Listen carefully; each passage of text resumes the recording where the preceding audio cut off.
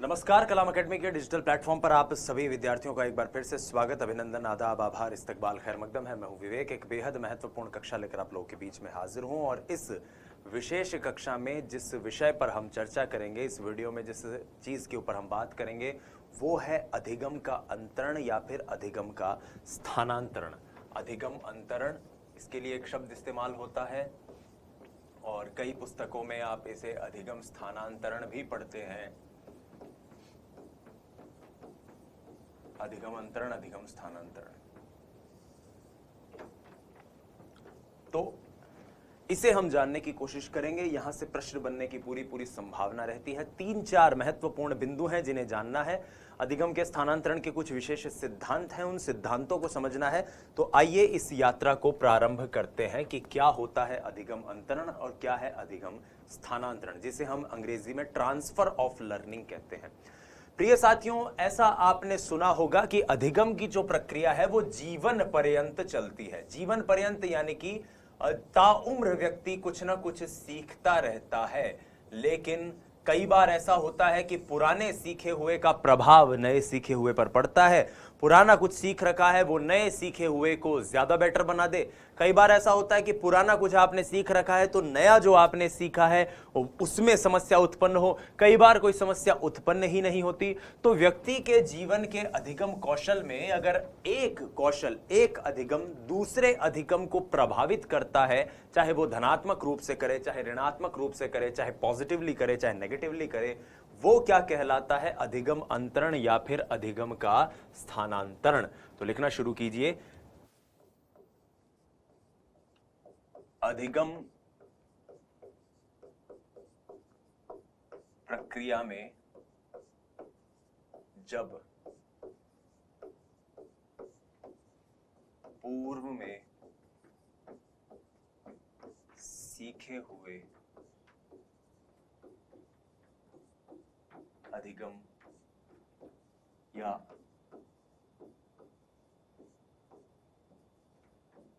कौशल का प्रभाव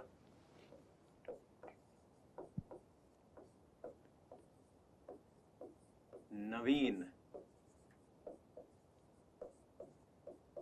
अधिगम पर पड़े तो यह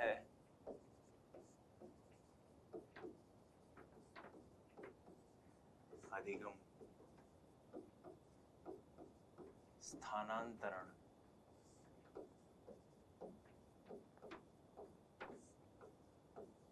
कहलाता है। यह अधिगम स्थानांतरण कहलाता है। पूर्व में सीखे हुए अधिगम का नए अधिगम पर कैसा असर पड़ रहा है, यही अधिगम स्थानांतरण है। अब यह अधिगम स्थानांतरण 3 तरीके से हो सकता है। कितने तरीके से साथियों?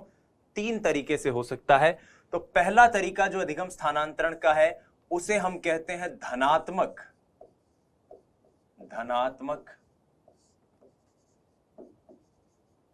अधिगम अंतरण या स्थानांतरण, कुछ भी कह सकते हैं। अंतरण यानी कि पॉजिटिव ट्रांसफर,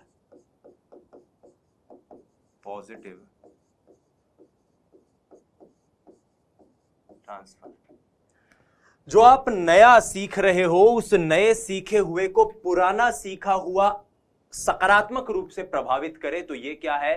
धनात्मक ट्रांसफर। जैसे कि नए सीखने में या नए अधिगम में पुराना अधिगम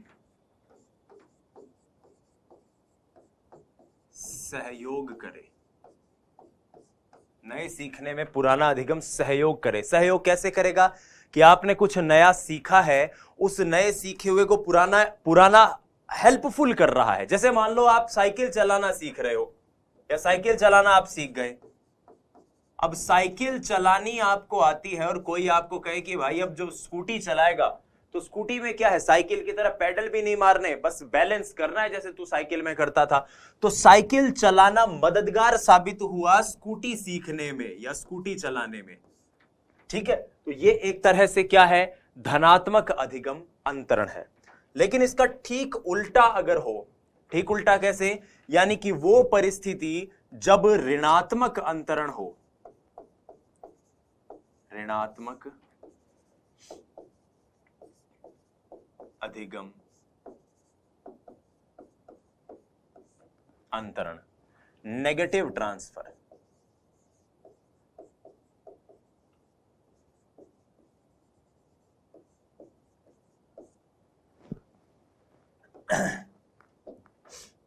पुराना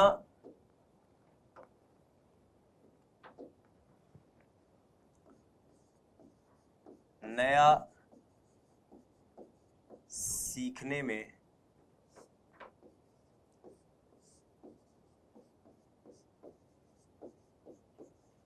पुराना बाधा पहुंचाए। अब नया सीखने में पुराना कैसे बाधा पहुंचा सकता है? मान लो आप इससे पहले बजाज की मोटरसाइकिल चलाते थे, जो मेरे साथी जानते हैं वो ये जानते हैं कि बजाज की गाड़ियों में अमूमन आगे गियर आते हैं और हीरो होंडा स्प्लेंडर जैसी गाड़ियों में गियर जाते हैं पीछे। तो मान लीजिए आपने बजाज की गाड़ी चलाई जिसके गियर सारे लगते हैं आगे, और फिर आप स्प्लेंडर चला रहे हो। तो कई बार ऐसा होता है कि जब हमने पीछे के गियर वाली गाड़ी चलाई होती है तो हमारे साथ अचानक ऑटोमेटिकली आगे गियर लग जाता है। कई बार ऐसा होता है ना कि भाई हमारा हाथ साफ है, हमारा तरीका है आगे वाले गियर की गाड़ी चलाने में ही, और कई बार कोई ऐसी बाइक चला ले जिस बाइक के गियर पीछे लगते हैं तो गियर डालने या गियर शिफ्ट करने की प्रक्रिया में गियर निकल जाता है। तो यही क्या है, एक तरह से नया सीखने में पुराना बाधा पहुंचा रहा है। तो मैं इसको बजाज और हीरो होंडा के जरिए समझा रहा हूं ताकि आपको इस सरल सी भाषा में समझ में आ जाए। अब देखो, इस प्रक्रिया में दो शब्द बड़े महत्वपूर्ण हैं। ये जो ऋणात्मक अधिगम अंतरण है ये दो तरह से हो सकता है साथियों। धनात्मक आपने समझा कि नया सीख रहे हो, पुराने वाले ने हेल्प करी, नया और बेहतर कर गए। ऋणात्मक अंतरण, नया सीखने में पुराना जो है वो बाधा पहुंचा रहा है। अब ये बाधा ऋणात्मक में दो तरह से पहुंच सकती है। एक कि नया इतना जबरदस्त सीख लिया जाए कि पुराना भूल जाओ, जैसा आप लोग अक्सर कोचिंग वगैरह में या फिर जब खुद से पढ़ते हो तब करते हो कि सर नया तो याद रह रहा है, 2 साल पहले 2 महीने पहले क्या पढ़ा था वो भूला गए सारा। एक ऐसा है कि पुराना इतना जबरदस्त सीख लो कि नया सीखा ही नहीं जा रहा। तो यहां पर दो शब्द आते हैं। पहला शब्द है आपका पूर्वलक्षी। पूर्वलक्षी, इन शब्दों के साथ ही एक निमोनिक्स है, उसे याद रख लेना। पूर्व मतलब पहले का। तो नया अधिगम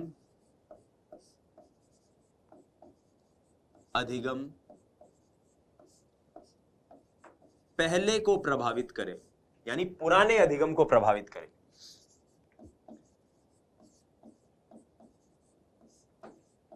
को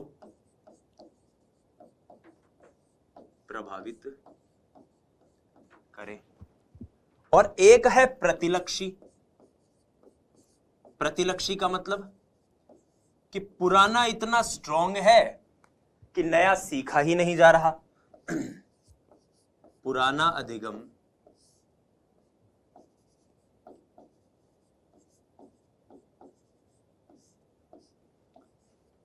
नवीन अधिगम में बाधक हो।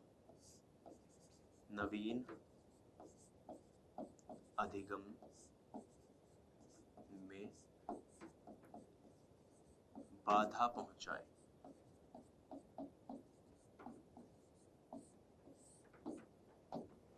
तो ये पूर्वलक्षी है और ये प्रतिलक्षी है। मेरे ख्याल से आपको ये दोनों समझ में आ गए।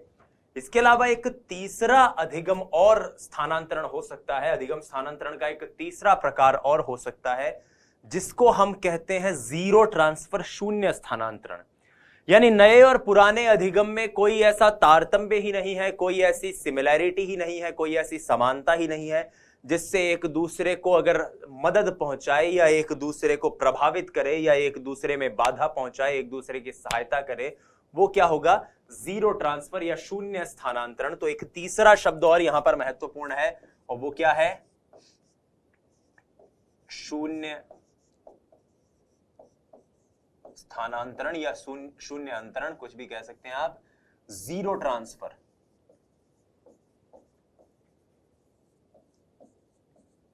जीरो ट्रांसफर से आप याद रखिएगा कि जीरो ट्रांसफर का मतलब क्या है।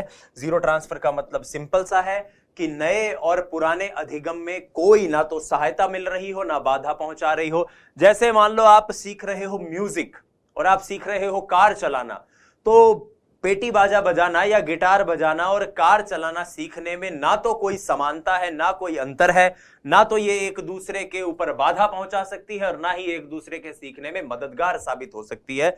तो ये क्या है, शून्य अंतरण है, यानी जीरो ट्रांसफर है, दोनों में कुछ भी नहीं होगा। तो पहला खंड आपको क्लियर हुआ।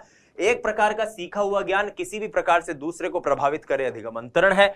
धनात्मक है अगर नए सीखे में पुराना वाला सहायता पहुंचा रहा है।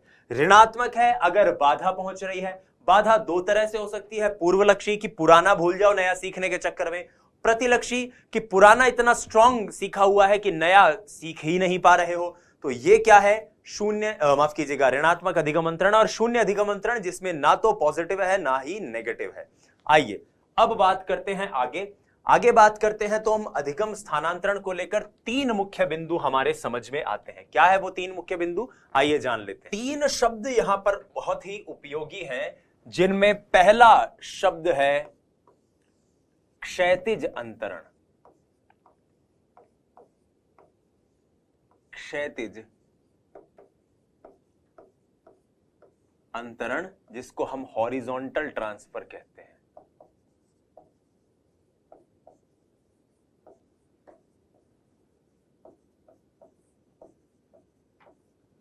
दूसरा शब्द यहां पर आता है ऊर्ध्व अंतरण।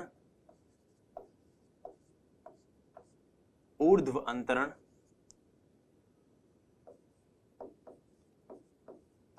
जिसको हम कहते हैं वर्टिकल ट्रांसफर।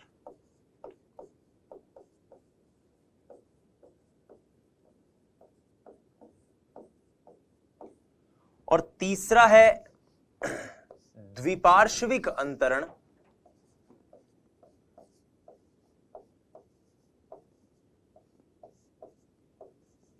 द्विपार्श्विक अंतरण जिसका मतलब होता है बाइलेटरल ट्रांसफर।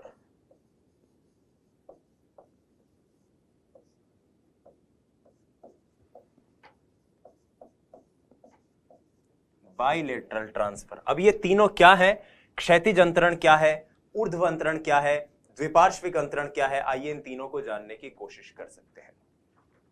क्षैतिज अंतरण, सिंपल सा एक वाक्य आपको याद रखना है कि जब एक समान स्तर का कौशल उसी स्तर के दूसरे कौशल के अर्जन में मददगार साबित हो। समान स्तर पर, पहली बात यहां पर यह इंपॉर्टेंट है, समान स्तर। इस समान स्तर को आप याद रखोगे तो क्षैतिज अंतरण कभी नहीं भूलोगे। समान स्तर पर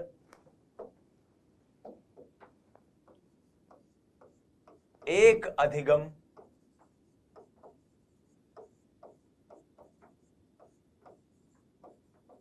दूसरे अधिगम में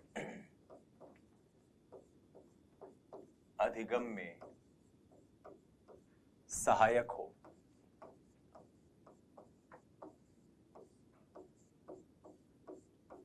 जैसे गणित के अंदर बच्चों को हम सिखाते हैं जोड़, बाकी,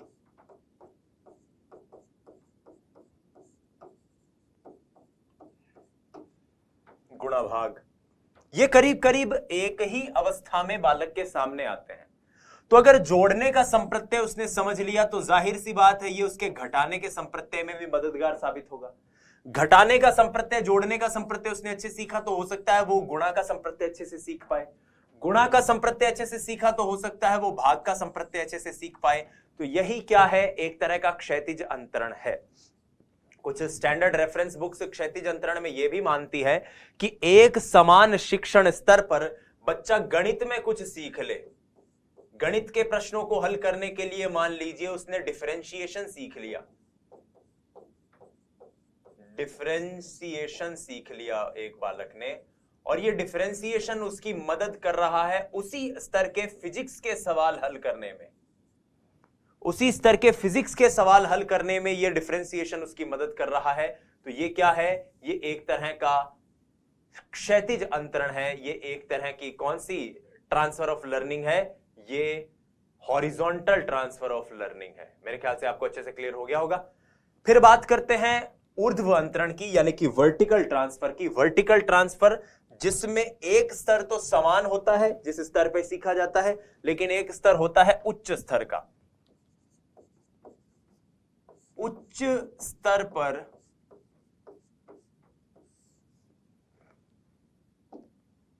उच्च स्तर पर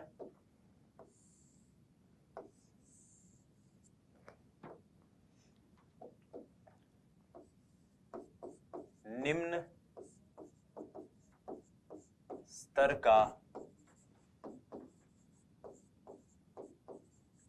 अधिगम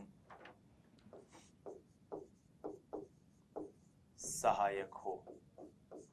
उच्च स्तर पर निम्न स्तर का अधिगम सहायक हो। अब उच्च स्तर पर निम्न स्तर का अधिगम कैसे सहायक हो सकता है? उच्च स्तर पर निम्न स्तर का अधिगम इस प्रकार से सहायक हो सकता है ऊर्ध्व अंतरण में कि मान लीजिए आपने स्कूटर चलाना सीखा है, स्कूटर चलाना सीख लिया, अब आप कार चलाना सीख रहे हैं।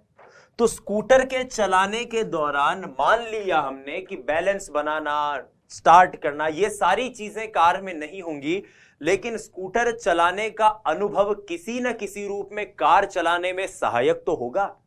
वाहन चलाने का अनुभव किसी न किसी रूप में उच्च स्तरीय अधिगम में सहायक होगा।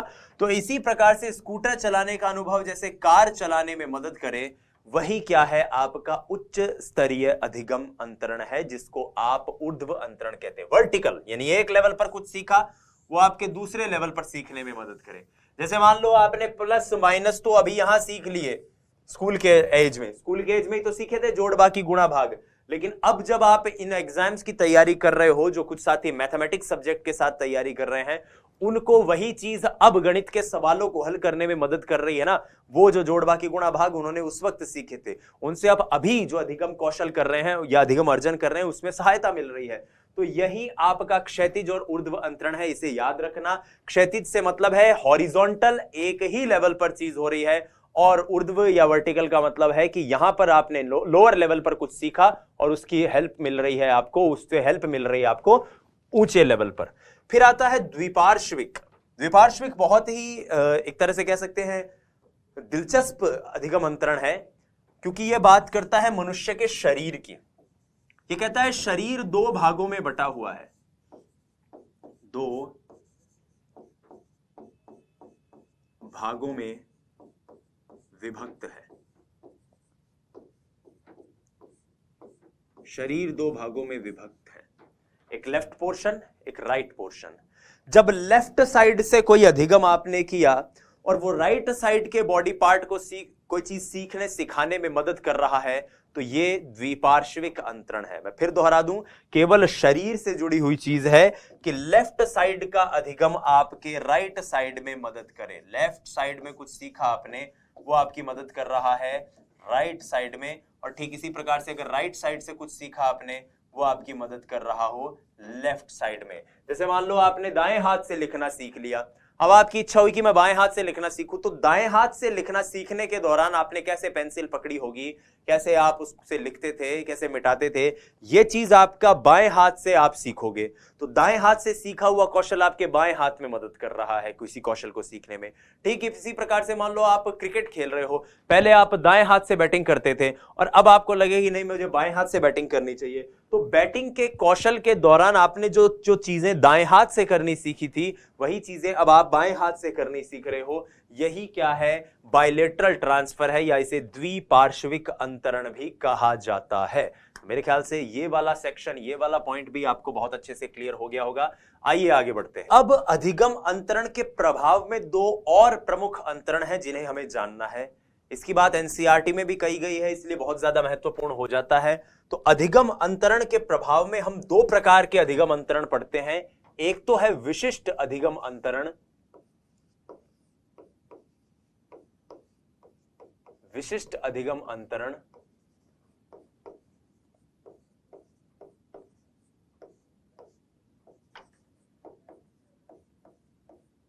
और दूसरा है अविशिष्ट अधिगम अंतरण।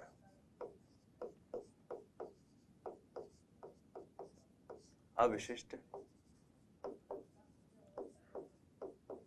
अधिगम अंतरण। इस कक्षा की शुरुआत में हमने जिन 3 प्रकार के अधिगम अंतरण को समझा था, कौन कौन से? धनात्मक, ऋणात्मक और शून्य। ये तीनों विशिष्ट अधिगम अंतरण के अंतर्गत आते हैं कि एक प्रकार का अधिगम एक स्पेसिफिकली दूसरे अधिगम को या तो सकारात्मक रूप से प्रभावित कर सकता है या नकारात्मक रूप से प्रभावित कर सकता है, या फिर उसको शून्य, उस पर प्रभाव उत्पन्न ही ना करे। लेकिन एक और अधिगम अंतरण है जिसको अविशिष्ट अधिगम अंतरण कहते हैं, जिसके अंतर्गत वो दूसरे कार्य को प्रभावित तो नहीं करता, यानी कि उसको जल्दी, माफ कीजिएगा, उसको ऐसा तो नहीं है कि उसको सीखने में ये वाला मददगार साबित हो, लेकिन ऐसा जरूर होता है कि उसको सीखने में, नए अधिगम को सीखने में पुराना अधिगम रास्तों को थोड़ा सा और सरल जरूर बना देता है। अब आप कह रहे हो कि सर ये क्या कहा आपने, हमारे समझ में नहीं आया, तो ध्यान से देखिए, मैं लिखने जा रहा हूं कि अविशिष्ट अधिगम अंतरण में जब पूर्व अधिगम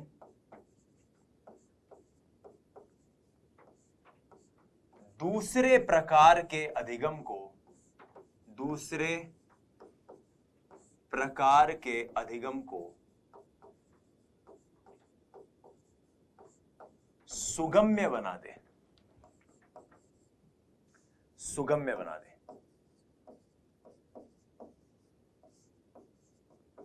अब ये सुगम्य कैसे बनाएगा, इसको आइए समझते हैं बहुत ही बेसिक एग्जांपल से। आपने अक्सर क्रिकेट खेलने जाते हुए खिलाड़ियों को देखा होगा कि क्रिकेट की खेलने की प्रक्रिया के दौरान पहले उन्हें वार्म अप करवाया जाता है। वार्म अप का मतलब खिलाड़ियों को कसरत करवाई जाती है। आपने क्रिकेटर्स को जब बैटिंग करने फील्ड में उतरते हो देखा होगा कि वो इस तरह से कंधों को मटकाते हुए, हाथ पैरों को ऐसे करते हुए, नाचते कूदते हुए जाते हैं। क्यों? ताकि बैटिंग करना सीखने में या बैटिंग करने की प्रक्रिया में आसानी हो। यानी एक प्रकार के अधिगम, उनको जब वार्म अप सिखाया गया तो उस वार्म अप का सीधा सीधा कोई असर नहीं पड़ा उनके क्रिकेट खेलने में, लेकिन उस वार्म अप ने क्रिकेट खेलने को क्या कर दिया, थोड़ा सा सरल बना दिया, थोड़ा सा सहज बना दिया। इसी अविशिष्ट अंतरण के अंतर्गत एक और एग्जाम्पल लिखा हुआ है एनसीईआरटी में, और वो एग्जाम्पल कहता है कि कई बार लेखन कौशल के दौरान, हम एग्जाम में जब लिखना शुरू करते हैं, परीक्षा हॉल में लिखते वक्त, परीक्षा हॉल में ऐसा अक्सर देखने में आता है कि शुरुआत में जब व्यक्ति लिखता है तो उसकी स्पीड बहुत धीरे रहती है, बैठने का तरीका भी प्रभावी नहीं रहता, लेकिन 2-3 पन्ने लिखने के बाद अपने आप एक तरह की स्पीड बनती है और सटासट लिखता हुआ जाता है व्यक्ति, पन्ने दर पन्ने भरता हुआ जाता है, स्पीड भी बढ़ जाती है, हैंडराइटिंग में भी चीजें इंप्रूव हो जाती है।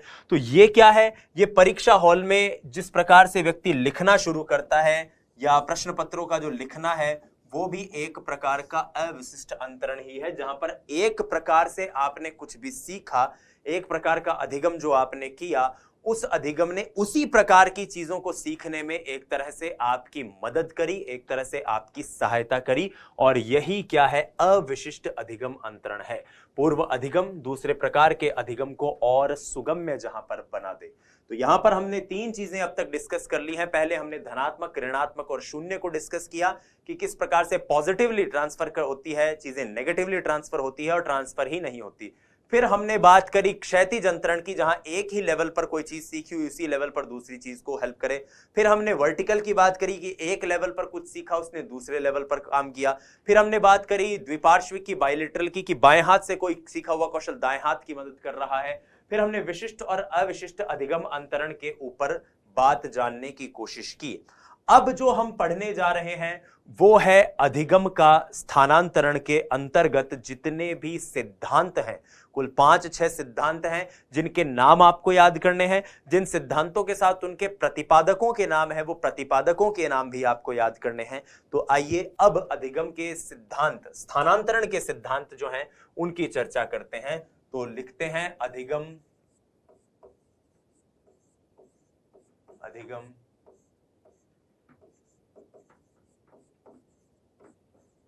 स्थानांतरण के सिद्धांत। तो इसमें पहला सिद्धांत जो आता है वो आता है मानसिक अनुशासन का सिद्धांत, या फिर theory of mental discipline, formal discipline.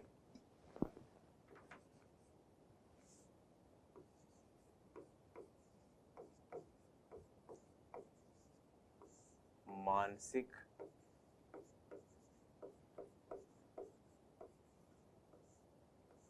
अनुशासन का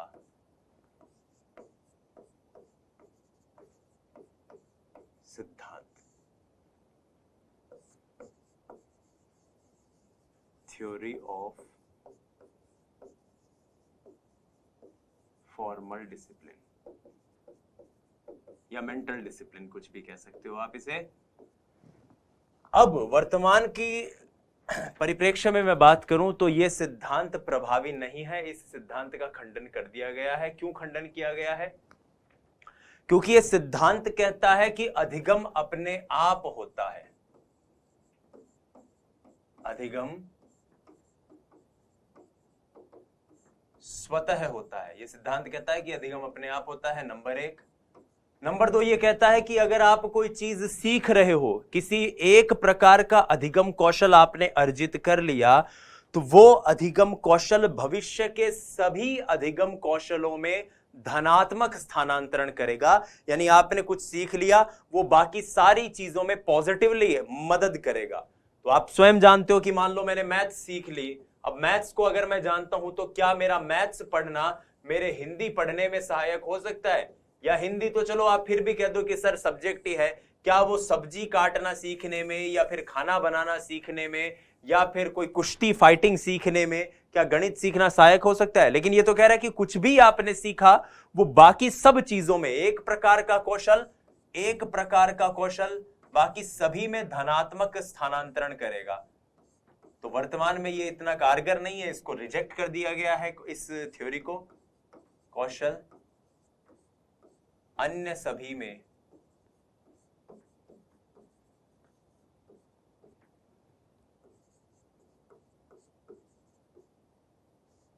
धनात्मक स्थानांतरण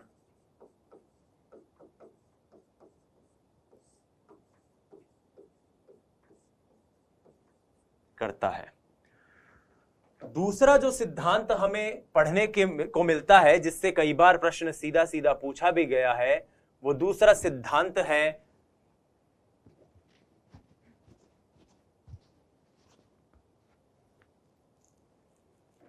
समान तत्वों का सिद्धांत या समान अवयव का सिद्धांत या फिर अनुरूप तत्वों का सिद्धांत।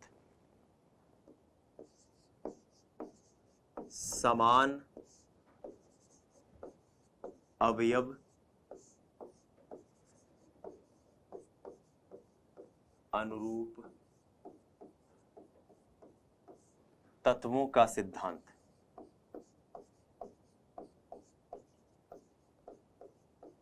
अब ये समान अवयव का सिद्धांत या फिर अनुरूप तत्वों का सिद्धांत क्या है? इसको कहते हैं थ्योरी ऑफ आइडेंटिकल एलिमेंट्स।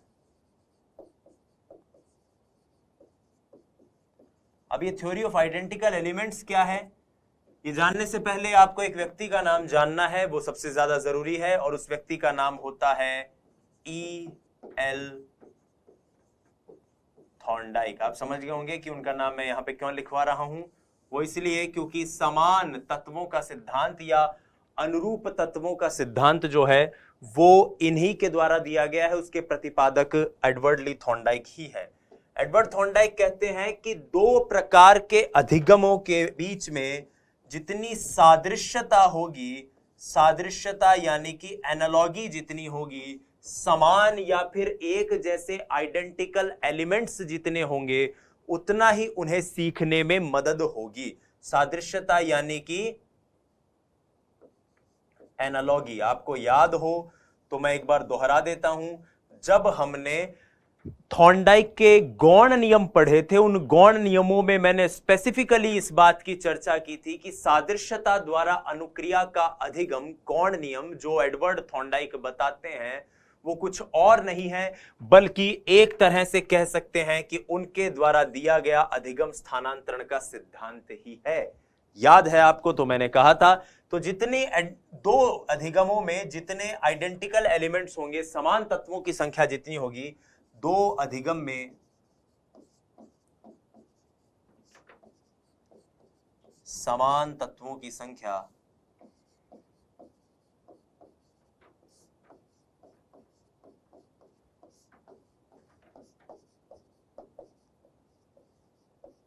जितनी होगी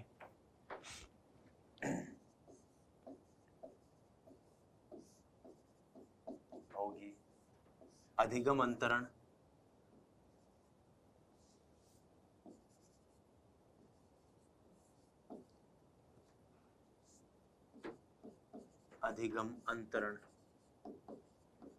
उतना अधिक होगा।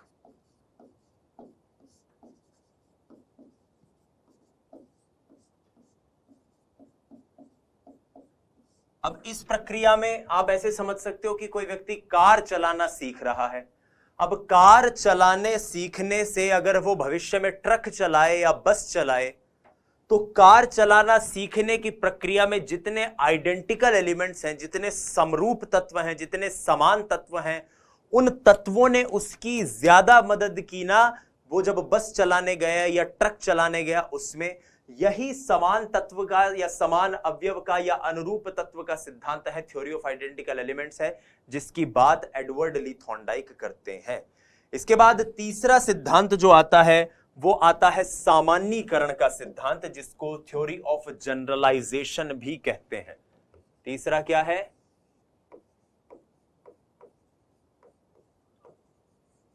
सामान्यीकरण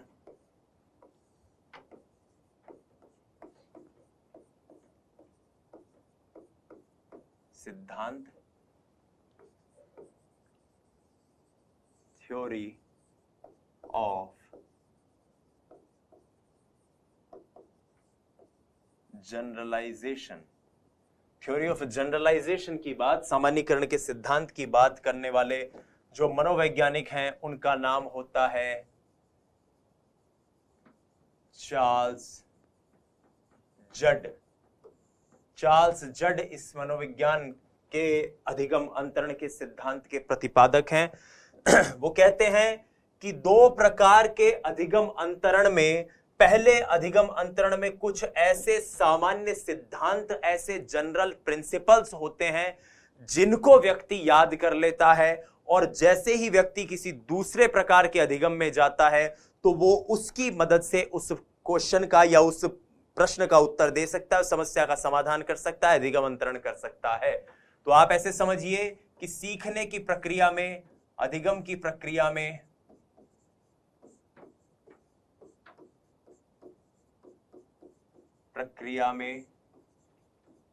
व्यक्ति कुछ सामान्य सिद्धांतों को सीख लेता है, सिद्धांतों को सीख लेता है जिसकी मदद से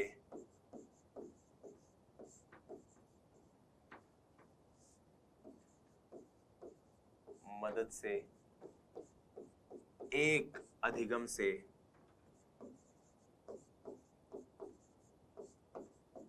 दूसरे में स्थानांतरण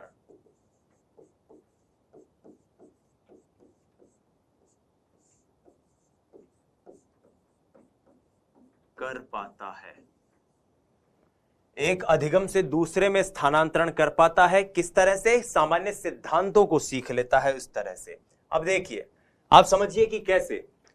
उन्होंने इसके लिए एक एक्सपेरिमेंट किया था जिसको बीकर एक्सपेरिमेंट के नाम से भी जानते हैं। अब ये बीकर एक्सपेरिमेंट क्या था, ये आपको समझा देता हूं।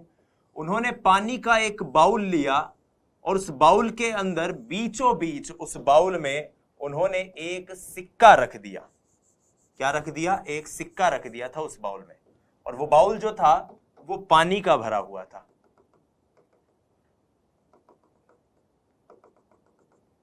वो बाउल पानी का भरा हुआ था, उसमें बीचों बीच कहीं सिक्का था, और उन्होंने अपने स्टूडेंट्स से कहा कि तुम्हें यहां से एक निशाना बनाना है और सीधा इस सिक्के को किसी पत्थर से या किसी कंकर से हिट करना है, उसे मारना है या उसके ऊपर चोट पहुंचानी है। तो उनके विद्यार्थियों ने कोशिश करी, पूरा एकदम निशाना लगाते थे और उस सिक्के को टच करने के लिए पत्थर या कंकर फेंकते थे, लेकिन कोई भी विद्यार्थी ये कार्य नहीं कर पाया भरे हुए बाउल में। तब उन्होंने परावर्तन या फिर रिफ्रैक्शन का नियम अपने विद्यार्थियों को समझाया कि बेटा देखो, रिफ्रैक्शन का एक नियम होता है, प्रकाश जो है वो आपको जिस तरह से दिखाई दे रहा है दरअसल एग्जैक्टली वैसा है नहीं।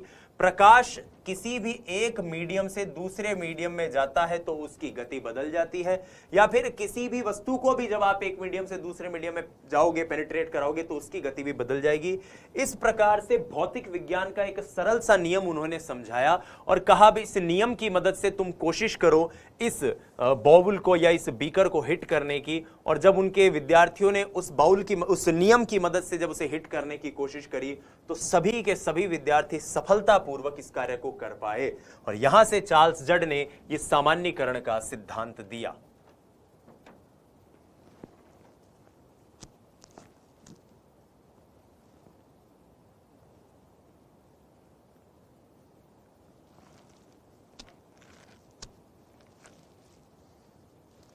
लेकिन इन्हीं के साथ एक व्यक्ति और थे जिनका नाम होता है W.C. बागले। W.C. बागले, उन्होंने कहा भाई सामान्यीकरण या सिद्धांतों के जनरल प्रिंसिपल को सीखना तो ठीक है, लेकिन इन सामान्य सिद्धांतों के साथ यदि आदर्शों को मिश्रित कर दिया जाए तो अधिगम और शीघ्र हो सकता है। तो उन्होंने दिया थ्योरी ऑफ आइडियल्स, यानी कि आदर्शों का सिद्धांत। लिखना शुरू कीजिए आप, थ्योरी ऑफ आइडियल्स, आदर्शों का सिद्धांत।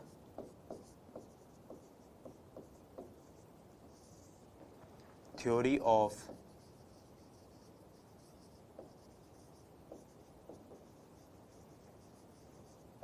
आइडियल्स। इसके प्रतिपादक कौन है? आपको यह नाम याद रखना है, W.C. बागले। बागले साहब ने क्या कहा कि यदि आपने सिद्धांतों में जनरल सामान्य प्रिंसिपल, सामान्य नियमों के स्थानांतरण की बात करी, लेकिन नियम तो होते ही हैं, नियमों के साथ साथ जो चीज स्थानांतरित होती है वो है आदर्श और मूल्य। आदर्श, मूल्य के स्थानांतरण द्वारा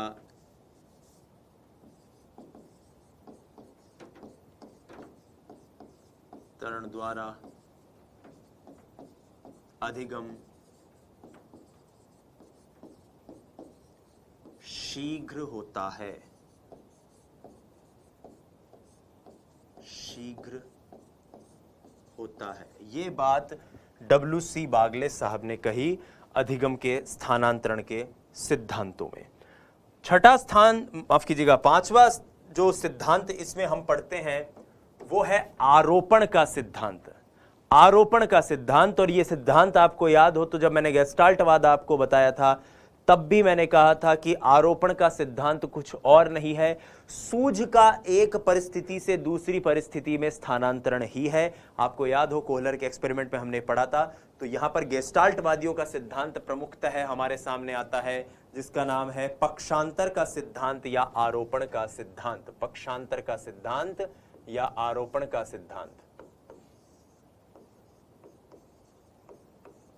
पक्षांतर का सिद्धांत, ये सारी चीजें आपको नोट्स में लिखी हुई मिलेंगी।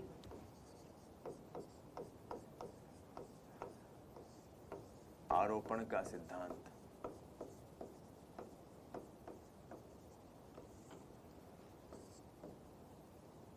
थ्योरी ऑफ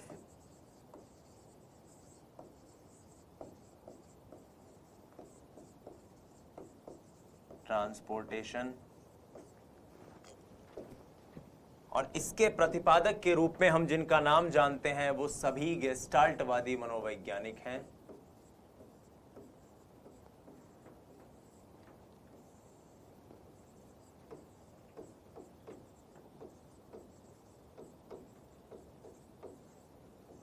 इस सिद्धांत में कुछ भी अलग नहीं है, हमने पढ़ रखा है वही चीज है कि एक परिस्थिति में विकसित हुई सूझ एक परिस्थिति में विकसित सूझ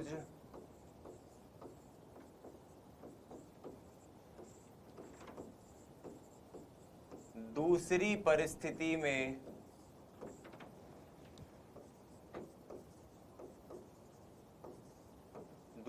परिस्थिति में स्थानांतरित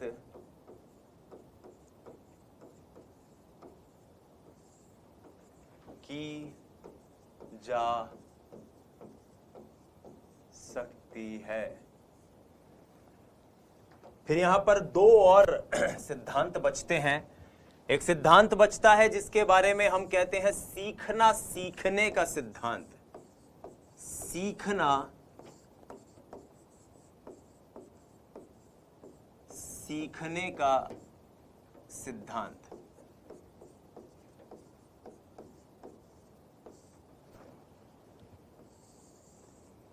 सीखना सीखने का सिद्धांत, theory of learning to learn. अब ये क्या है theory of learning to learn? कई बार ऐसा होता है कि एक कार्य को करते करते करते करते आप इतने पारंगत हो जाएं कि उससे जुड़े हुए अन्य सभी कार्य आप कर देंगे। जैसे अक्सर मोटरसाइकिल के जो मैकेनिक होते हैं वो कहते हैं कि साहब मैंने एक ही बाइक को इतना सुधारा है, डिस्कवर ले लो, स्प्लेंडर ले लो, कुछ भी ले लो, स्प्लेंडर बाइक के ऊपर इतना काम किया है कि आप अब चाहे दुनिया की कोई मोटरसाइकिल ले आओ मैं उसको सुधार सकता हूं। अक्सर कई बार इस तरह के लोग, ये मैकेनिक्स वगैरह इस तरह के स्टेटमेंट देते हैं। तो वो क्या है कि एक प्रकार के अधिगम में आप इतने पारंगत हो जाएं कि अन्य सभी प्रकार का अधिगम आप उसके जरिए कर पाएं। एक प्रकार का अधिगम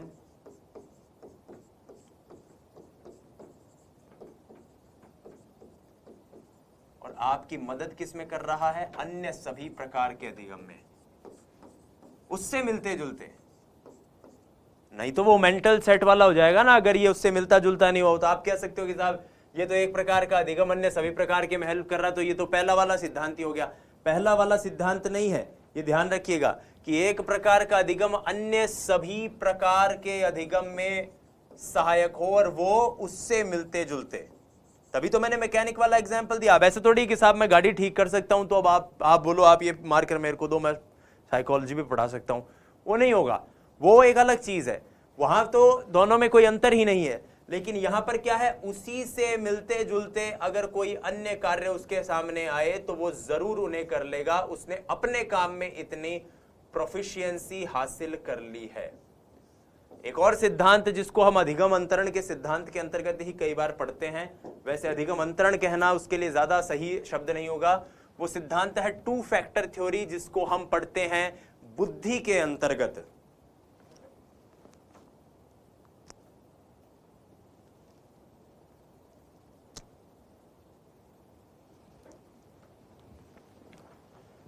बुद्धि के अंतर्गत आप समझ गए होंगे चार्ल्स स्पीयरमैन का दिया हुआ सिद्धांत, जिसे हम कहते हैं सामान्य एवं विशिष्ट अंतरण का सिद्धांत।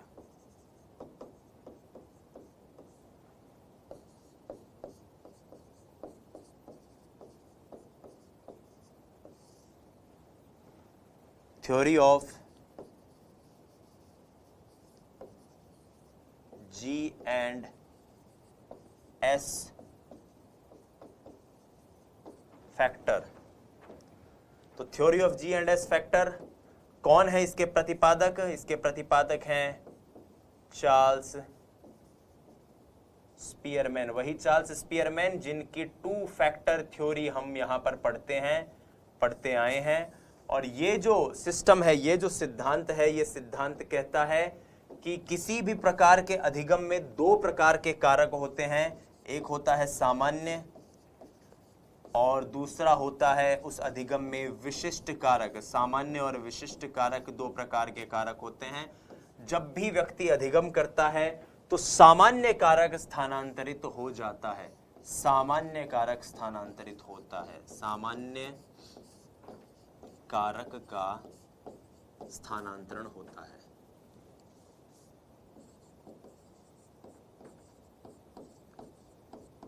सामान्य कारक का स्थानांतरण होता है, विशिष्ट कारक का स्थानांतरण नहीं होता। वो जो सामान्य एलिमेंट है, वो जो सामान्य योग्यताएं हैं, वही स्थानांतरित होती हैं। तो यहां पर हमने अधिगम के सिद्धांत, माफ कीजिएगा, अधिगम के स्थानांतरण के जो सिद्धांत हैं उनको जानने की कोशिश करी। ये वो तमाम सिद्धांत हैं अधिगम स्थानांतरण के जिनके बारे में हमने इस कक्षा में डिस्कशन किया। आइए एक एक करके सबको समझ लेते हैं। सबसे पहले, अधिगम प्रक्रिया में पूर्व में सीखा हुआ ज्ञान नए सीखे हुए पर असर डाले। धनात्मक यानी कि पॉजिटिव, ऋणात्मक यानी नेगेटिव, शून्य मतलब कोई असर नहीं। पूर्वलक्षी, नया अधिगम पहले अधिगम को या पुराने अधिगम को प्रभावित करे। प्रतिलक्षी, पुराना अधिगम नए अधिगम को ना सीखने दे। उसके बाद हमने 36 देखा, जब समान लेवल पर एक ही चीज दूसरे चीज को फायदा पहुंचा रही है। ऊर्ध्व मतलब नीचे के लेवल पर आपने कुछ सीखा और ऊपर के लेवल पर वो मदद पहुंचा रही है। द्विपार्श्विक, लेफ्ट से कुछ सीखा वो राइट को मदद पहुंचा रही है, राइट से कुछ सीखा वो लेफ्ट को सीखने में मदद पहुंचा रही है।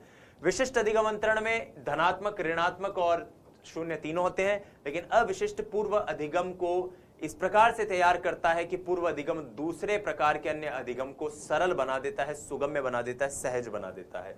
फिर हमने अधिगम के स्थानांतरण के सिद्धांत देखे, मानसिक अनुशासन, समान अवयव का सिद्धांत, उसके बाद सामान्यीकरण जिसके प्रतिपादक चार्ल्स जड़ हैं, आदर्शों का सिद्धांत WC बागले द्वारा दिया गया है, पक्षांतर का सिद्धांत या आरोपण का सिद्धांत गेस्टाल्टवादियों का है, सीखना सीखने का सिद्धांत एक प्रकार का अधिगम दूसरे उसी प्रकार के सामान्य अधिगमों को सीखने में मददगार हो, और सामान्य एवं विशिष्ट अंतरण का सिद्धांत की चार्ल्स स्पीयरमैन ने जिसकी बात कही है।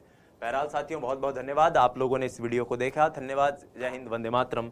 स्वस्थ रहिए, मस्त रहिए, अपनी तैयारी में व्यस्त रहिए। नमस्कार।